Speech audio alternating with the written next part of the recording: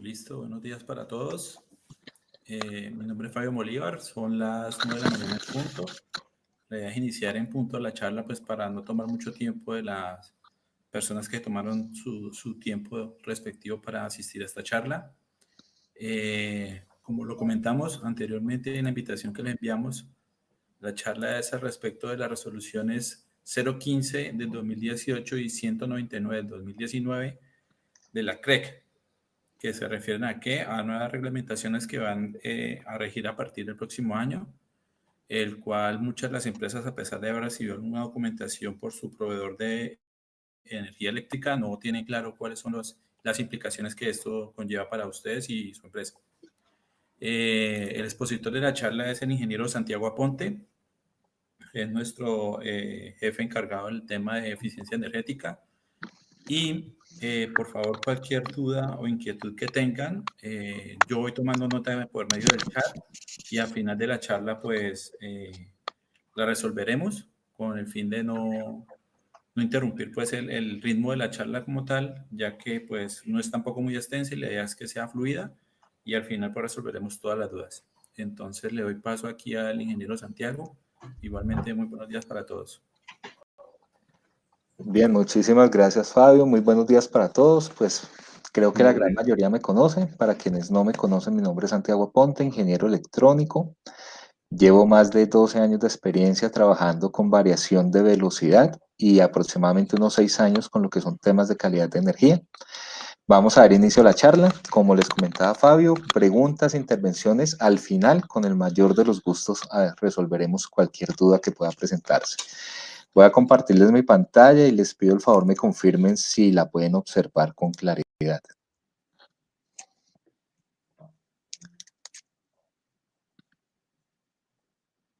Ok, ¿pueden observar mi pantalla?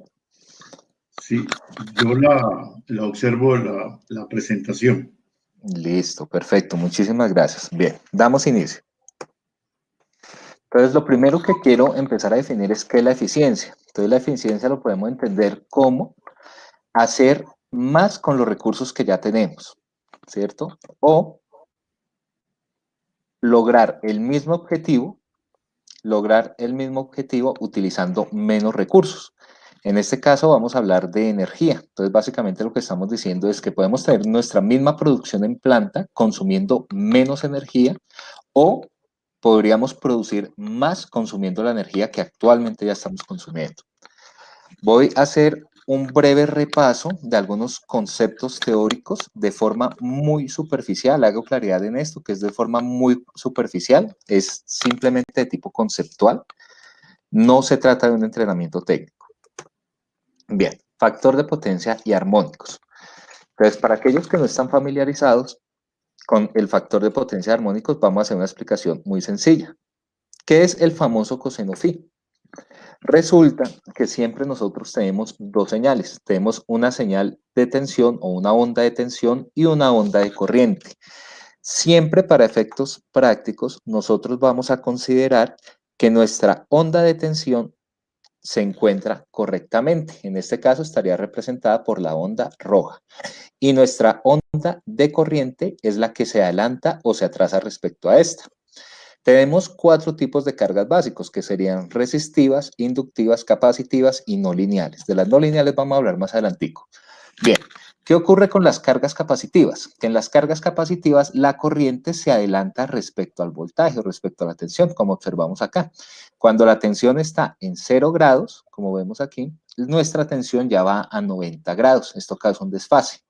¿Qué es la potencia? La potencia, grosso modo, como todos lo entendemos, es el resultado de la multiplicación del voltaje por la corriente. Entonces, si observamos acá, tendríamos 90 por 0, que nos daría 0. Luego tendríamos un semiciclo positivo por 1 positivo, nos daría algo positivo, pero observen que luego aquí vamos a tener positivo por negativo. Y eso nos va a causar este resultado de onda, que este sería nuestro resultado de potencia. Es decir, que vamos a tener una parte positiva, que sería nuestra potencia activa o útil. Esto es lo que realmente nos genera un trabajo útil. Bien, y tendríamos una parte que es lo que se llama reactiva, que es lo que vemos acá ilustrado en verde. Esto que se se encuentra en verde no nos produce ninguna potencia útil. Esto es algo que estamos devolviendo a la red y no está siendo utilizado, más sí está siendo pagado. Y la suma vectorial de ambas sería lo que conocemos como potencia aparente. En el caso de las cargas inductivas es lo mismo, simplemente que la carga inductiva se encuentra atrasada. Entonces observemos aquí que cuando estamos a 0 grados en tensión, estamos a menos 90 o a 270 grados, como lo queramos ver, en corriente. Entonces se considera que hay un atraso. Y nos va a producir el mismo tipo de onda, simplemente de forma inversa. Es decir, la una atrasa, la otra adelanta. Esto estamos más acostumbrados a verlo en un triángulo de potencias, pero en realidad estos dibujos son exactamente lo mismo. Acá estamos ilustrando exactamente lo mismo, simplemente de forma diferente. Aquí lo estamos viendo como el resultado de una onda y aquí estaríamos viendo el gráfico vectorial. Estos son vectores. Y por eso les decía que la aparente es el resultado de la suma vectorial, no de la suma escalar de la potencia activa, aquí ilustrada en negro, con la potencia reactiva, que esta es la que estamos devolviendo a la red. Esto es algo que podríamos considerarlo como no útil. ¿Okay? Y lo mismo ocurriría en el caso inductivo. Bien. Hay algo muy importante que recalcar, y es que existe el falso concepto de referirnos a coseno phi como factor de potencia. Y resulta que el factor de potencia o el power factor es igual al coseno phi si y solo si tanto la onda de tensión como la onda de corriente son perfectamente senoidales. Si estas ondas, alguna de las dos, que generalmente siempre son las dos, si una se distorsiona, la otra también, no son senoidales, ya esto no lo podemos considerar como algo cierto, ya esto sería falso. Bien, ¿por qué se habla del famoso coseno phi? Entonces se habla del coseno phi porque es la relación que existe entre la potencia aparente. Les pido el favor cerrar sus micrófonos y al final de la charla con mucho gusto responderemos cualquier duda. Es la relación que existe entre la potencia aparente, ¿cierto? Que sería el resultante de la suma vectorial de todo, con la potencia activa, que es la que realmente nos es útil. Esta es la que realmente estamos usando para realizar un trabajo. Entonces, si recordamos, por trigonometría, cateto adyacente sobre hipotenusa es igual al coseno, por eso se habla del coseno de phi. Y este ángulo de acá es lo que se denomina como phi. El valor máximo que esto puede llegar a tomar, ¿cierto? Sería ¿cuál? 1. Es decir, cuando la potencia reactiva es igual a 0, entonces en ese caso la potencia aparente sería igual a la potencia activa. Por eso es que el valor máximo que puede tomar ese coseno de phi es 1. Coseno de 0 grados igual a 1. Ok, ¿qué son los armónicos? Los armónicos son múltiplos enteros de la frecuencia fundamental. Para el caso de Colombia estaríamos hablando de 60 Hz, en el caso de Europa serían 50 Hz. Entonces, el segundo armónico tendría el doble de la frecuencia. Se observen acá, en un ciclo de la fundamental tengo 2 ciclos del segundo armónico y la mitad de su amplitud. El tercer armónico sería 3 ciclos o 3 veces la frecuencia, en nuestro caso para Colombia 180 Hz, y 1/3 de la amplitud. Y así continúan hasta el infinito.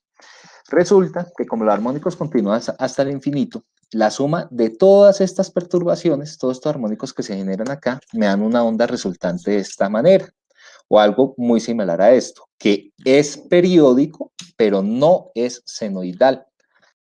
¿Cierto? Entonces estamos observando que esto ya no es senoidal, es decir, que aquí ya no podríamos considerar que el coseno phi es igual al factor de potencia. ¿Por qué se generan los armónicos? Entonces, recuerden que les hablé de 4 tipos de cargas: resistivas, inductivas, capacitivas y un cuarto tipo de carga, que son las cargas no lineales. Entonces, ¿qué es una carga no lineal? Aquí podemos observar lo que son resistencias, inductancias o bobinas y capacitores o condensadores. Los 3 tipos de cargas normales. ¿Por qué se caracterizan ellas? Porque no me deforman la onda. La onda ingresa senoidal en este caso y sale senoidal.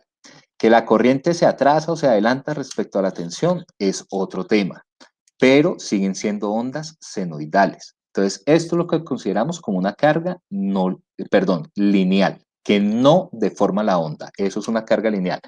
Una carga no lineal es aquella que me deforma el tipo de onda. Y esto es causado por todo lo que son semiconductores. Entonces, si observamos, estamos ingresando con una onda senoidal y luego nos sale una señal periódica, pero que ya no es senoidal. De hecho, no sabemos ni qué es, pero sabemos que no es senoidal. Y esto es lo que consideramos como cargas no lineales.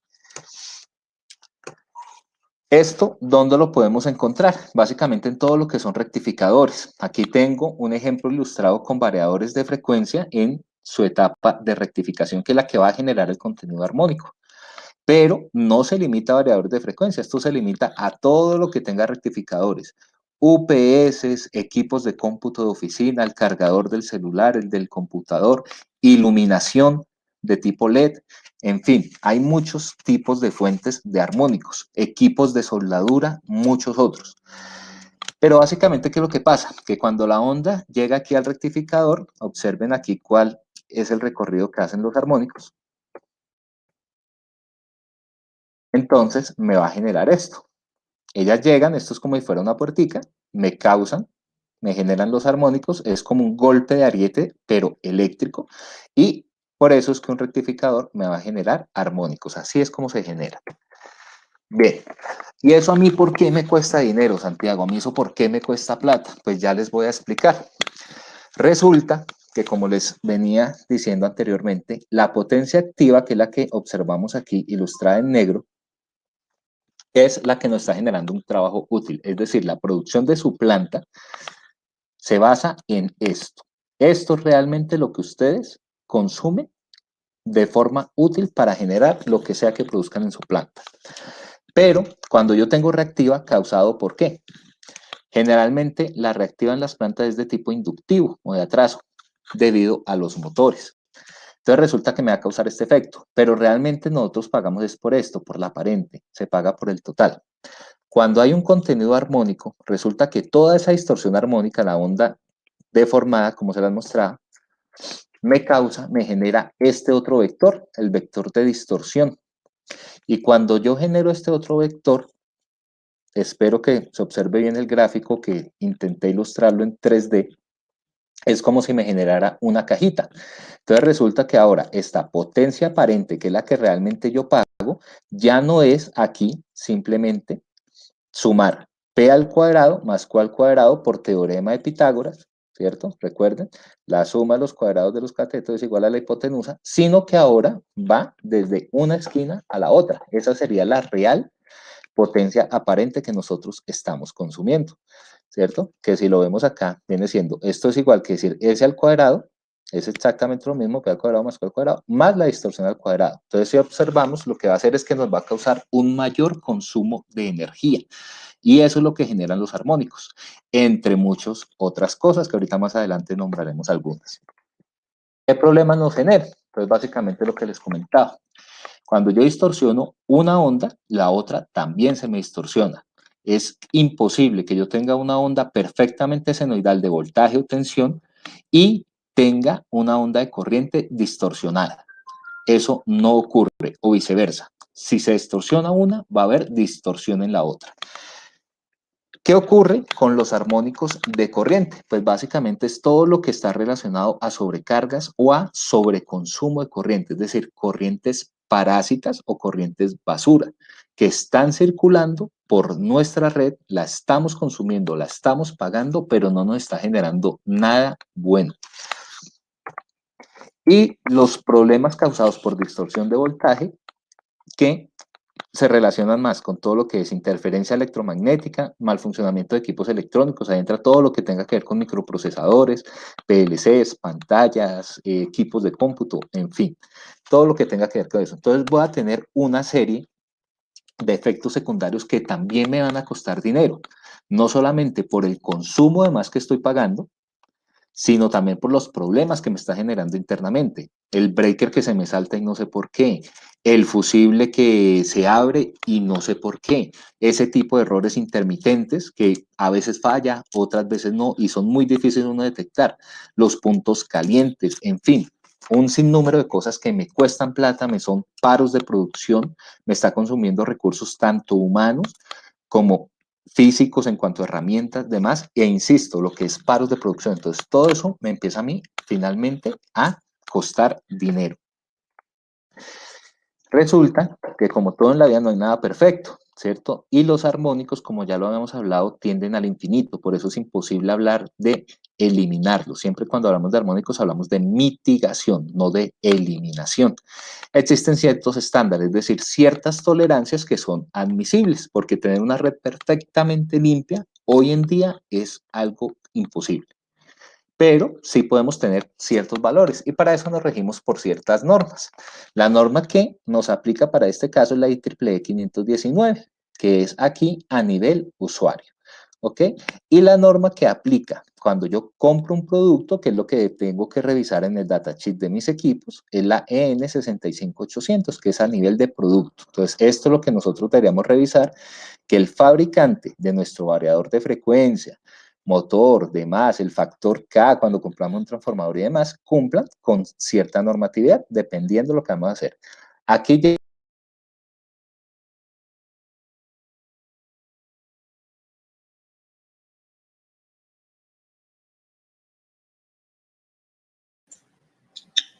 se interrumpió. Sí, aquí tuvimos una caída, ya tratamos de nuevamente de reconectar a Santiago. Un momento, por favor.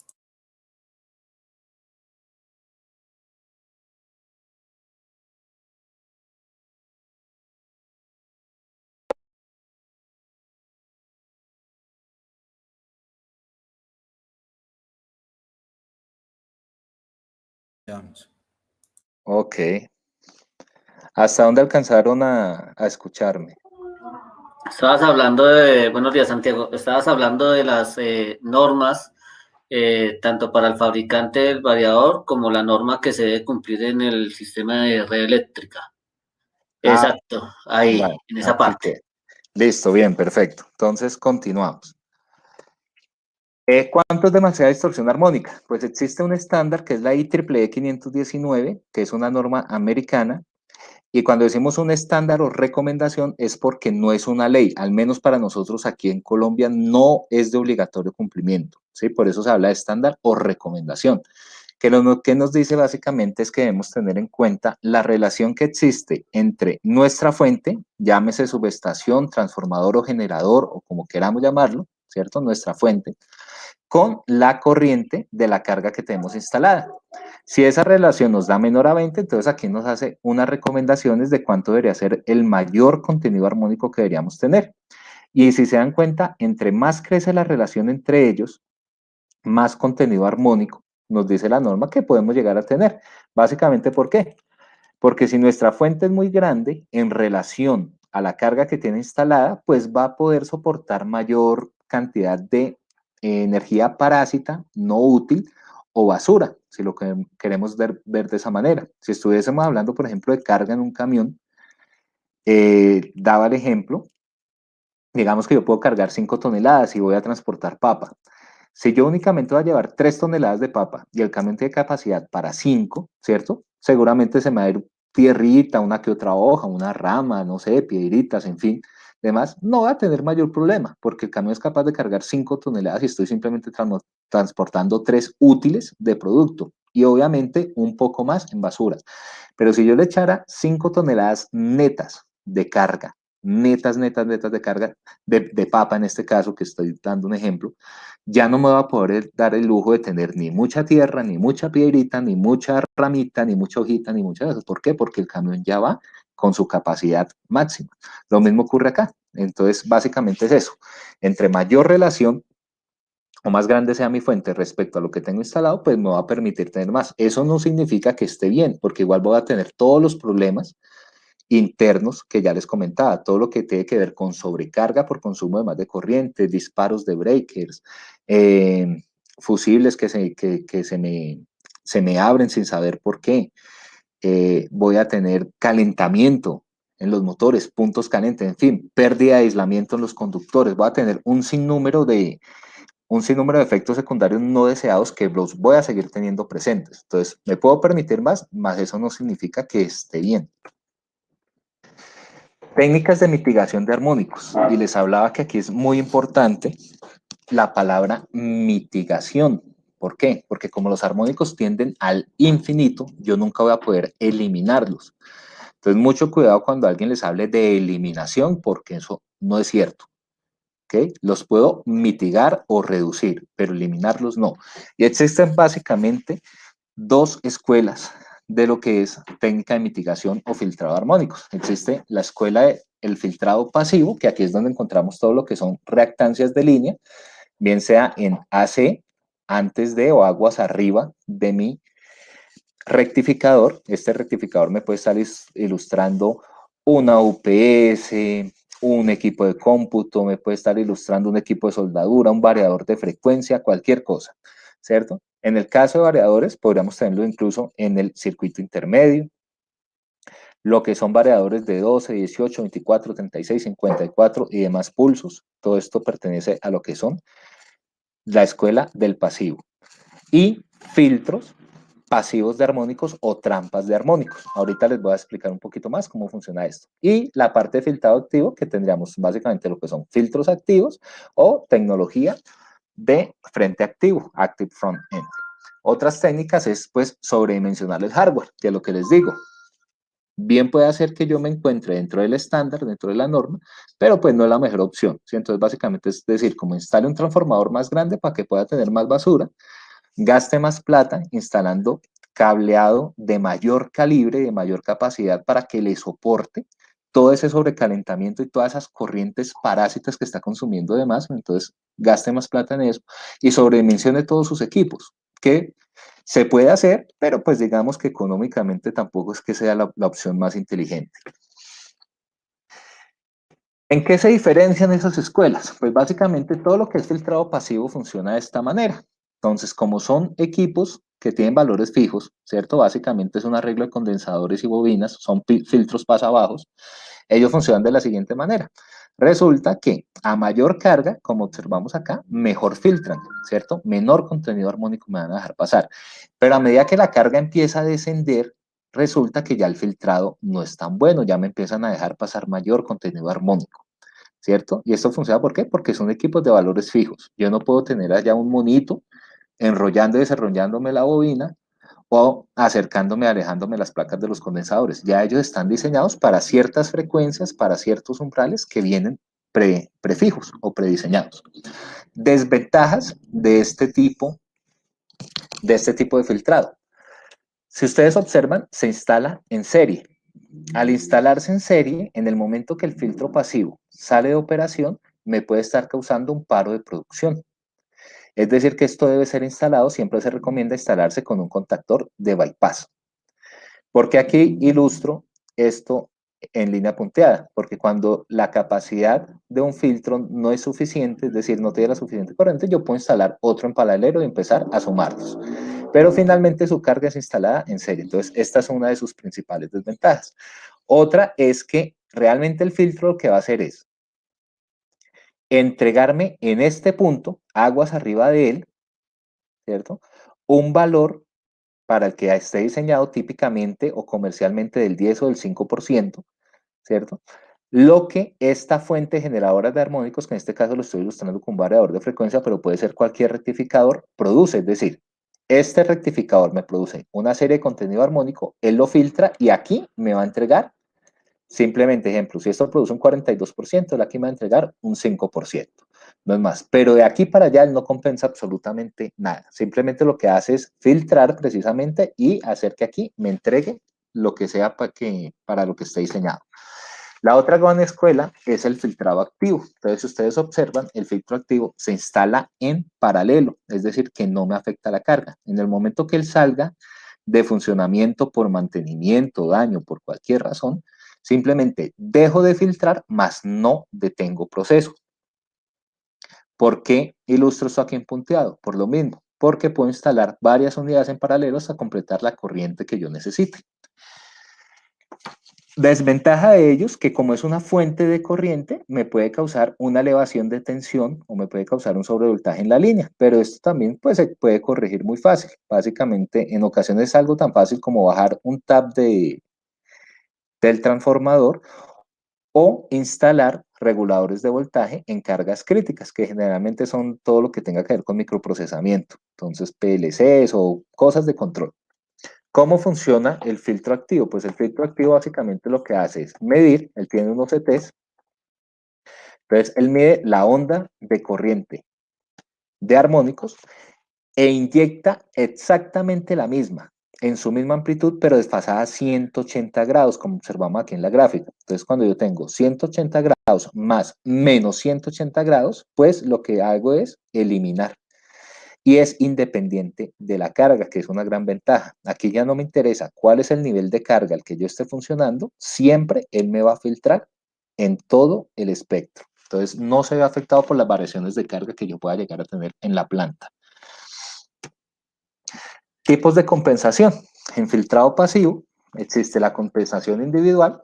Digamos que yo tengo una fuente puntual muy grande, no sé, esto podría ser un variador de 1000 caballos, de 1500 caballos, de 600, en fin, que yo ya lo tengo identificado como mi mayor fuente generadora de armónicos o una de las más grandes. Entonces yo puedo simplemente instalar un filtro para que me compense lo que él me va a entregar a este punto. Puedo hacer una compensación grupal. Entonces, digamos que yo tengo una línea de envasado, una línea de transportadores o, bueno, de lo que sea, donde tengo una suma de muchos motorcitos, entonces pequeños. Entonces, digamos que esto es un caballo, 2, 3, 5, en fin. Lo que puedo hacer es unir todo ese nodo, ¿cierto? Todo ese circuito y hago una compensación para todo el grupo. Entonces, en vez de ponerme a instalar un filtro individual para cada motorcito de un caballo, 2 caballos, lo que hago es instalar uno solo ejemplo, no sé, de 50, 60 o 100 caballos, de lo que sea que tengan ese nodo, y hago una compensación grupal. En filtrado activo existe lo mismo, la compensación individual, que la puedo hacer bien sea con un filtro externo de tipo activo o lo podría hacer con un equipo de tecnología de frente activo. Puedo hacer una compensación grupal, exactamente el mismo principio, y lo interesante de esto es que puedo hacer una compensación central. Yo puedo compensar directamente desde la subestación o desde mi transformador. Una pregunta frecuente que me hacen es, Santiago, ¿y en filtrado pasivo yo no puedo hacer una compensación central? La respuesta es sí, de poderse hacer, se puede, es decir, técnicamente es posible, pero recuerden que esto está instalado en serie. Entonces, en el momento que yo instalara aquí un filtro pasivo para una compensación central y él salga de funcionamiento por cualquier razón, me va a detener absolutamente toda la planta, o bueno, todo lo que esté cargado a ese tráfico, ¿sí? Pero Santiago, usted me dijo que lo puede instalar con un contactor de bypass, por supuesto, pero imagínense el tamaño y la capacidad del contactor de bypass que tendrán que instalar ustedes para hacer una compensación central aquí. Entonces, de poderse, se puede, pero pues realmente no es algo práctico de hacer, pero sí, o sea, teóricamente y técnicamente podría hacerse. Esa es otra de las grandes ventajas del filtrado activo. No es que uno sea mejor que el otro, hago claridad en esto. Esto depende mucho de las condiciones que tenga yo en planta y de las necesidades que tenga el cliente. Entonces, no es que este sea mejor que este o este sea mejor que este, simplemente me va a presentar una tecnología respecto a la otra, me va a presentar ciertas ventajas o ciertas desventajas dependiendo mi escenario. Bien, y todo esto que tiene que ver con la CREC, que finalmente fue para lo que usted nos invitó, Santiago, pues ya les voy a explicar. Entonces, ¿qué es lo que nos dice la CREC? La CREC lo que hace es penalizar el consumo de energía reactiva, y eso es algo muy fácil de saber porque simplemente en la factura me lo informa. ¿Qué es lo que está regulando la Comisión Reguladora, valga la redundancia, de Energía y Gas? Entonces resulta que antiguamente se hacía penalización por el consumo de energía reactiva. Ok, eso no ha cambiado, pero no había distinción de si esa energía era inductiva o capacitiva. Eso era algo que el medidor no estaba en capacidad de medir. Resulta que ahorita con esta actualización hacen esta distinción. Y ahora la zona no penalizada, que antiguamente iba desde este punto 9 hasta este punto 9, sea inductivo o en atraso o importada, energía reactiva importada también lo pueden llamar, o fuese punto 9 capacitivo o en adelanto o exportada, también lo pueden llamar. Iba de aquí hasta acá, ya no. Y el factor de potencia que miden ahora los medidores, por eso es muy probable que en sus plantas del año 2018 hacia acá les hayan cambiado medidores. o estén en proceso de cambio, les hayan informado que les van a cambiar del medidor, porque ahora el medidor no les va a medir simplemente el coseno phi, va a medir es el factor de potencia real. Entonces, básicamente, ¿qué pasa? Que resulta que ahora sí, este contenido armónico me va a afectar en la medición de este factor de potencia. ¿Cómo cobra la CREC 015 del 2018? Esta norma aplica para Colombia. Sé que tenemos algunos participantes de México y creo que tenemos algunos participantes de Ecuador. En sus países, esta norma no existe porque esto es una norma técnica colombiana, pero debe existir el equivalente. Puede que los umbrales sean diferentes o los valores sean diferentes, pero en esencia todo el marco teórico es el mismo. ¿Cómo cobra la CREC 015 del 2018 para Colombia? Entonces ellos le dicen, yo le voy a cobrar la energía reactiva en el momento que supere el 50% de la potencia activa. Entonces, ejemplo, si yo tengo 100 unidades de activa, W igual a 100, y tengo 60 unidades de energía reactiva, me cobrarían 10. 60 menos 100 dividido en 2, que es 50, me estarían cobrando únicamente el exceso. Es decir, en el momento que paso este punto 9 hacia acá, hacia abajo. Y si ustedes observan, aquí, ¿por qué punto 9? ¿De dónde sale ese punto 9? Porque cuando mi factor de potencia es punto 9, la energía reactiva, ilustrada aquí en verde, es el 50% de la capacitiva, como vemos acá. De ahí es de donde sale ese cobro. Pero resulta que con la capacitiva, con la exportada, no. Observen acá. En el momento que yo me paso aquí, automáticamente me empiezan a cobrar de forma automática. Así sea 0.99, cosa que no ocurría con la norma anterior, que venía de 1994. Ok, espero que esto haya quedado claro. Entonces, ¿y esto qué tiene que ver, Santiago? Pues resulta que pasa mucho que antiguamente la gente no se preocupaba por esto de acá, por el contenido armónico. ¿Por qué? Porque no me lo penalizaban, no me lo cobraban. Me causaban muchos problemas internos que muchas veces ni siquiera los sabían identificar. Pero no, como no eran penalizados en la factura, no los veían. Ahora sí. Y resulta que va a pasar lo siguiente. Si yo tengo un banco de condensadores, que obviamente es de pasos fijos, muchas veces pasa que un paso me puede llegar a sobrecompensar dependiendo de qué tanto lo haya dividido yo, en qué cantidad de pasos haya dividido yo mi banco de capacitores.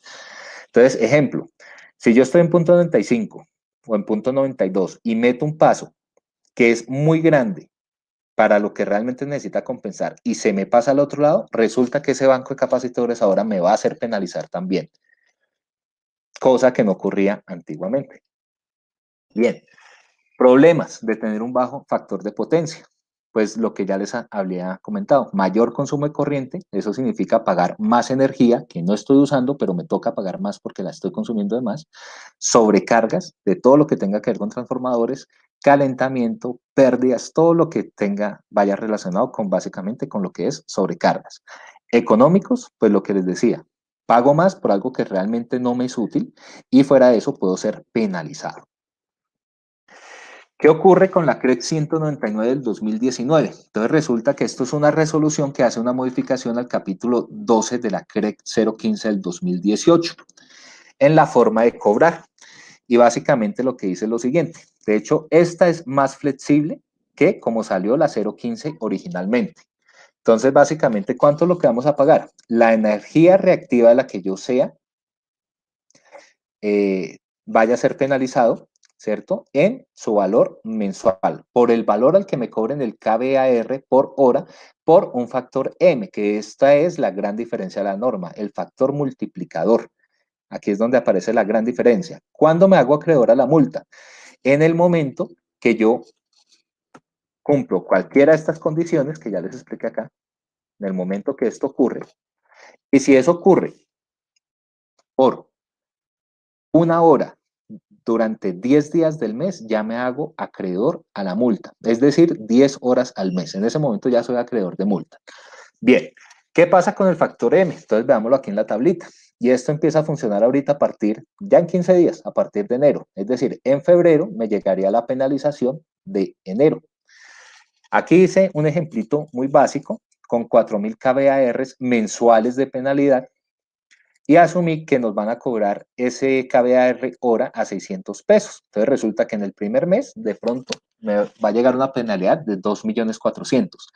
Esto en una planta realmente ni se ve, y estoy haciendo un ejemplito muy bajito. Entonces, en una planta que paga energía 200, 250, 300 o más millones de pesos, hablando en dólares, estaremos hablando de facturas de $100.000, llegar a ver una penalidad de $800 o de 2.400.000 en una factura de 200 millones, pues realmente es algo que pasa totalmente desapercibido, es algo que ni se ve.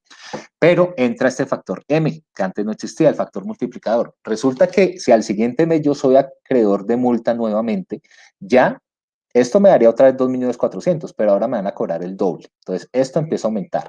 Entonces, ahora me van a cobrar 4.800, es decir, miren el acumulado que voy llevando. Y así cada mes. Entonces, se me empieza a acumular hasta el sexto mes. En el sexto mes, el factor M va a permanecer en un valor de 6 durante un año, durante 12 meses. Va a permanecer ahí. Y a partir del mes 19 vuelve a empezar a incrementar hasta un valor máximo de 12. Es decir, que el valor máximo que él puede alcanzar es 12 en 24 meses, en 2 años. Cuando salió la CREC 015 2018, se llegaba de 1 a 12 en tan solo 12 meses. Es decir, en un año este factor M ya aumentaba de 1 hasta 12. Aquí la hicieron más flexible y ahora no, para llegar al valor máximo serían 2 años. Obviamente, aquí yo lo que busco es ilustrar el ejemplo. Esto no es real. En la vida real, este valor sería variable y este precio en el cambio de un año al otro también sería variable, porque obviamente en el cambio de año ya este precio se modificaría también. Lo que yo quiero que vean es que de nosotros no corregir el dinero que me está costando, tan solo en 6 meses de multa, esos 2.400.000, que le repito, pueden pasar desapercibidos en una factura de 200 millones de pesos, ¿cierto? Ya en tan solo 6 meses me convierten en 50.400.000. Ya 50.400.000 no pasan desapercibidos. Estamos hablando de un incremento del 25% solamente en pago de multas. Si no hiciésemos nada para corregir y nos fuésemos al caso más extremo, en 2 años estaríamos hablando de 360 millones de pesos acumulados, ¿cierto? ¿Cómo reinicio este factor M a 1? Deben transcurrir 3 meses sin penalidad. No importa dónde haya quedado yo. Digamos que llegamos aquí, al sexto mes, entonces tiene que transcurrir el mes séptimo, el mes octavo, el mes noveno sin penalidad y al mes décimo ya este factor se reiniciaría a 1. Si yo llegué al valor de 6, luego mes séptimo sin penalidad, mes octavo sin penalidad, mes noveno con penalidad, no completé los 3, vuelve, él sigue en 6, es decir que la siguiente multa igual me va a llegar aquí en el ejemplo en 14.400.000. Y esto es lo que hace que ya tengamos que prestarle un poquito más de atención a lo que es el factor de potencia real y los armónicos. ¿Cómo corrijo el coseno phi? Con bancos de capacitores. Aquí les quiero mostrar brevemente un archivito de Excel para ilustrar lo siguiente. Entonces, observen acá. ¿Qué pasa si yo tuviera un coseno phi de 0.95 perfecto? Es decir, tengo instalado en mi planta bancos de condensadores que me están corrigiendo el coseno phi, pero no estoy haciendo absolutamente nada contra los armónicos. Asumamos que tenemos estos datos, que tenemos una potencia instalada, una potencia activa de 700 kilovatios, que tenemos un coseno phi de 0.95, pero tengo un contenido armónico, un THID, una distorsión armónica total en corriente de 30.48%. Resulta que el factor de potencia real es de 0.91. Ya no estamos hablando del 0.95, que era lo que me corregía en el banco de condensadores. ¿Qué pasaría si esto no fuera 0.95, si no estuviera un poquito más cerquita al límite? Digamos que fuera 0.92. Resulta que ya me estaría haciendo acreedor a una multa, ¿cierto? Entonces, cuando van y revisan allá, en sus bancos de capacitores dicen el coseno phi, que equivocadamente en muchos bancos de condensadores lo colocan como factor de potencia, pero realmente están haciendo referencia al coseno phi. Dicen, no, estoy en 0.92. Ah, qué bien, estoy perfecto, pero resulta que no, resulta que el factor de potencia real es de 0.88. ¿Sí? Entonces aquí ya nos toca empezar a prestarle más atención a esto.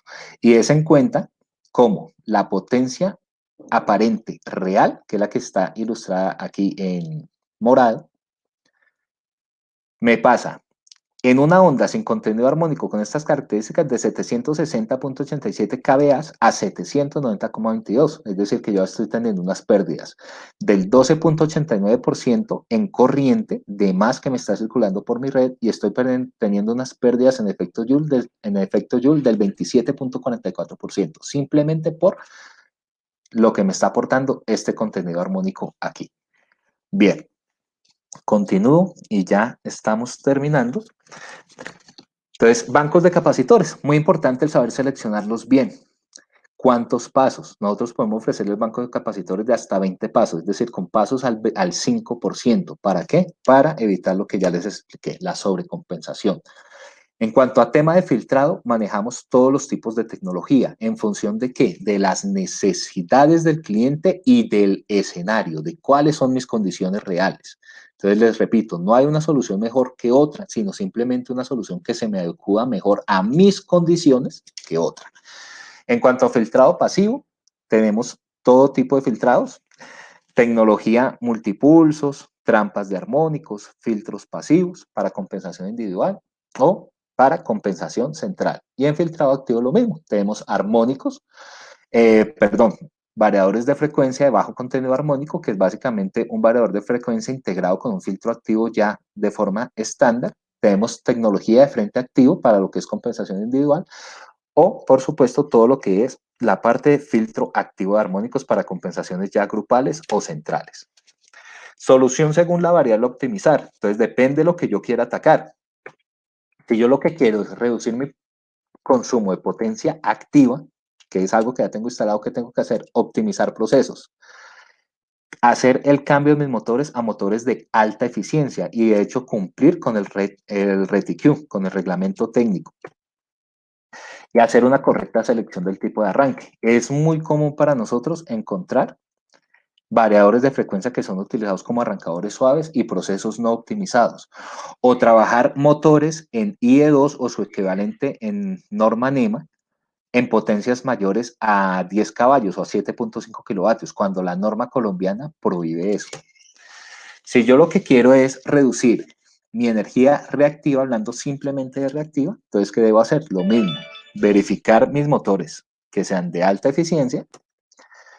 Puedo hacer una compensación con bancos de capacitores y voy a atacar este vector de acá.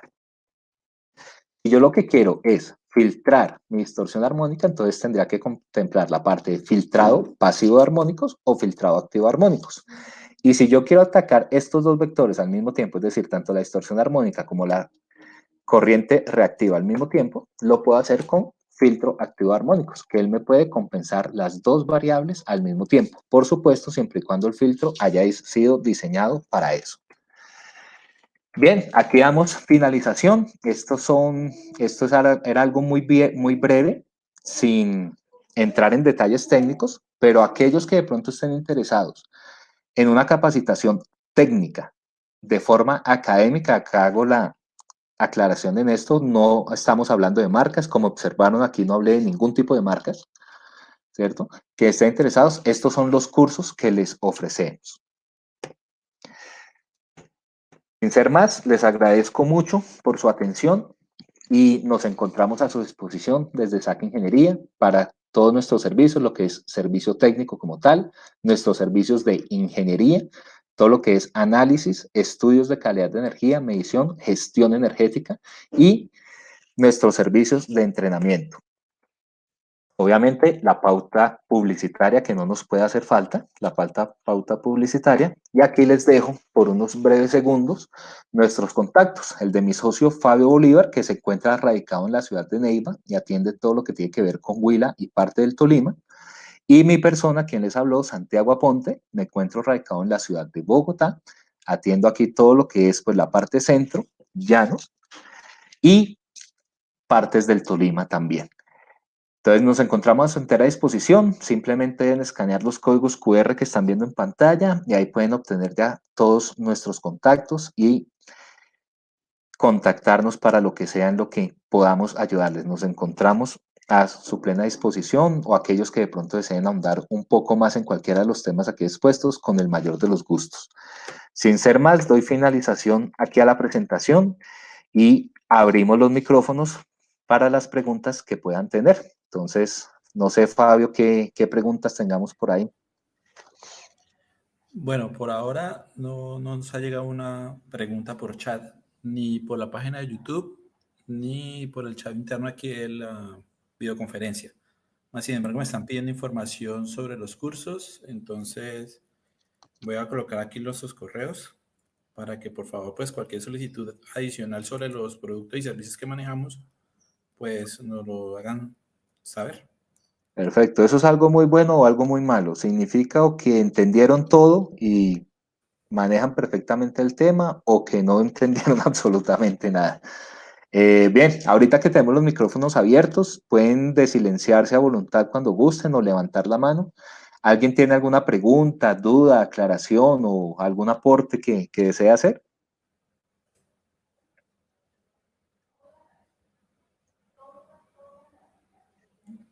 Como que todos entendieron. ¿Nadie? Me dice que que entendieron todo. David Espinosa me que entendió todo. Sí, sigan. Santiago, bueno, te felicito por la exposición. Me parece muy útil, de bastante utilidad. Bueno, esperemos de que si alguien tiene alguna duda, bueno, te la haga llegar. Muchas gracias por la exposición. Estamos siempre pendientes. Muchísimas gracias, don Ramón, con el mayor de los gustos. ¿Nadie tiene preguntas, dudas o no sé, algún tema que les interese de pronto profundizar en otra oportunidad? Santiago, sí. Buen día. Buen día. Buen día, Miguel.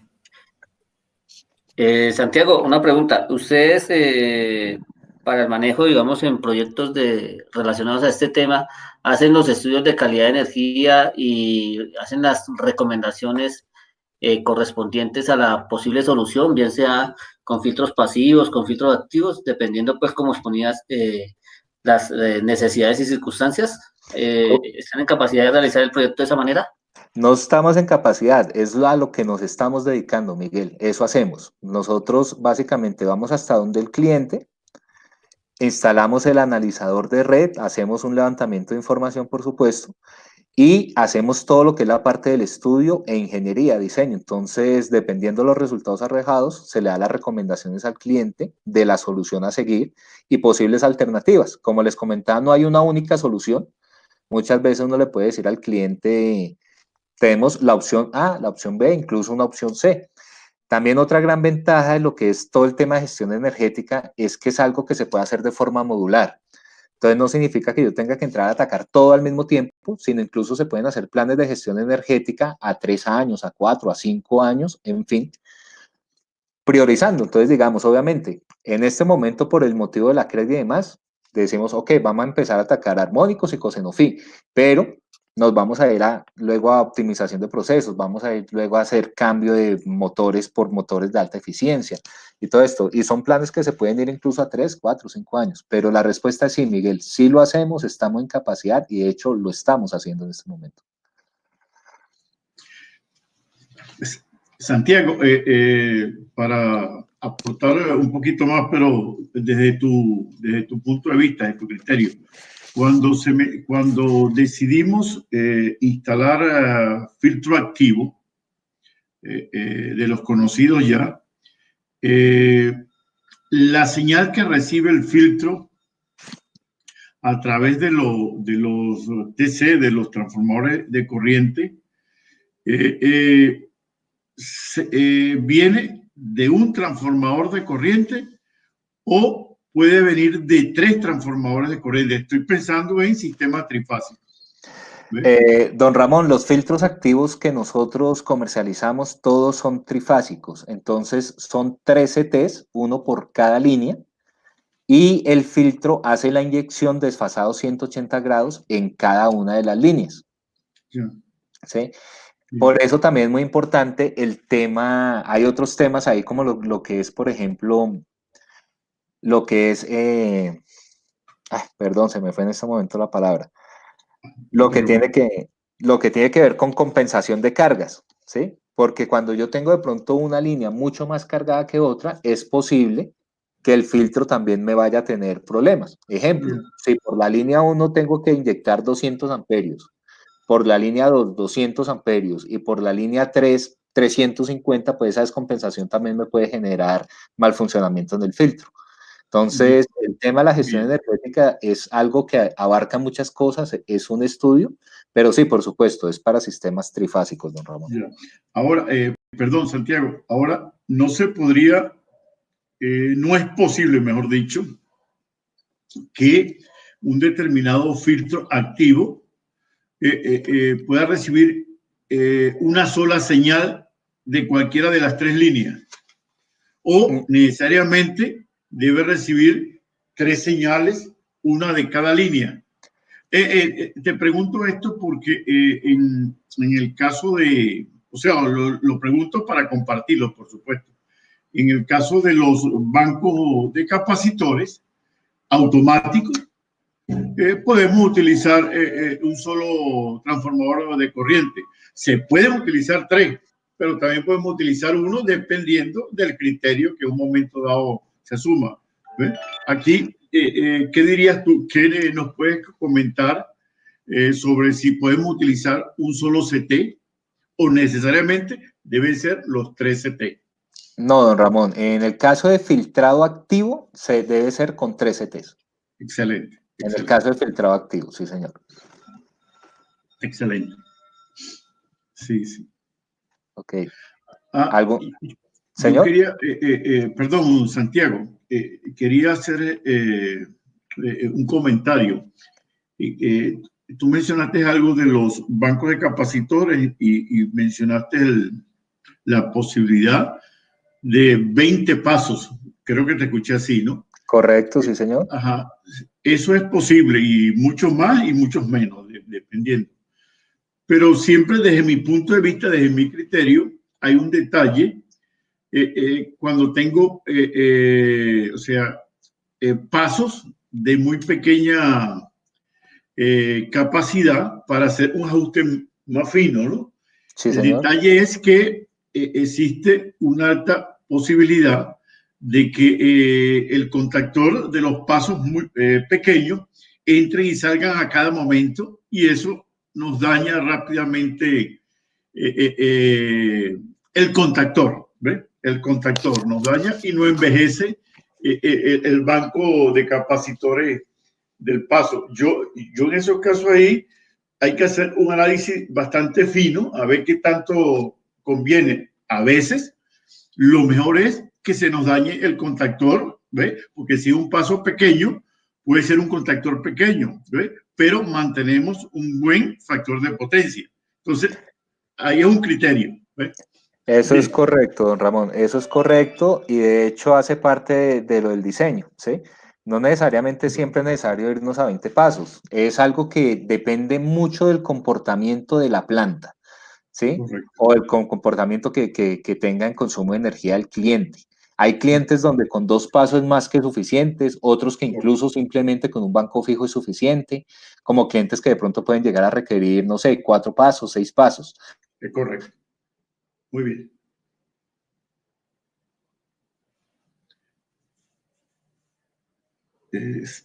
Como que se cayó Se congeló nuevamente Santiago. Se congeló. Sí. Pero muy interesante. ¿Alguien más tiene alguna otra inquietud? ¿Aló? ¿Me escuchan? Ahora sí, se Qué congeló. pena con usted, sí, se congeló. Bien, cuando uno tiene múltiples pasos, de hecho se puede aplicar un criterio, que eso es algo ya del diseño del banco, muy parecido a quienes estén familiarizados con sistemas de bombeo, compresión o ventilación, que es lo que se llama adición y alternación. Entonces eso es algo que también podemos hacer con los contactores. También se pueden manejar criterios de adición y alternación. ¿Para qué? Para hacer un desgaste parejo de todos los contactores de los pasos. Sí. Pero es muy acertado la observación que hizo don Ramón. ¿Alguien, alguna otra pregunta o aclaración, duda?